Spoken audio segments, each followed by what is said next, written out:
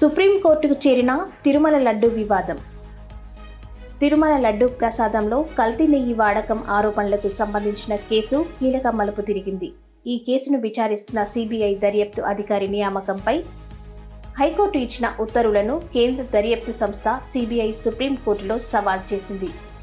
CBI దాఖలు చేసిన ఈ పిటిషన్పై ఈ నెల 26న విచారణ జరిపేందుకు సర్వోన్నత న్యాయస్థానం అంగీకరించింది.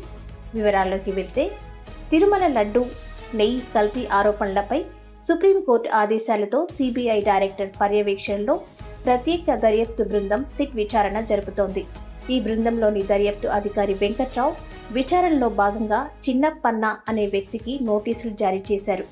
అయితే ఆ నోటీసులను సవాల్ చేస్తూ చిన్నప్పన్న హైకోర్టును ఆశ్రయించారు. దీనిపై విచారణ చేపట్టిన హైకోర్టు సిట్లో వెంకట్రావు నియామకం సుప్రీంకోర్టు మార్గదర్శకాలకు అనుగుణంగా లేదని పేర్కొంది. అందువల్ల ఆయన దర్యాప్తును కొనసాగించరాదని ఆదేశాలు జారీ చేసింది. హైకోర్టు ఇచ్చిన ఈ తీర్పును సిబిఐ డైరెక్టర్ సుప్రీంకోర్టులో సవాల్ చేశారు. ఈ పిటిషన్ సోమవారం సిజేఐ జస్టిస్ బిఆర్ గవాయ్ నేతృత్వంలోని ధర్మాసనం ముందుకు విచారణకు వచ్చింది. సిబిఐ తరఫున సాలిసిటర్ జనరల్ తుషార్ మెహతా వాదనలు వినిపిస్తూ ఈ కేసు విచారణను వాయిదా వేయాలని కోరారు. తమ వాదనలు వినిపించేందుకు ఈ నెల 26న అవకాశం ఇవ్వాలని విజ్ఞప్తి చేశారు. ఈ అభ్యర్థనను అంగీకరించిన ధర్మాసనం కేసును సెప్టెంబర్ 26న విచారణ జాబితాలో చేర్చాలని రిజిస్ట్రీని ఆదేశించింది.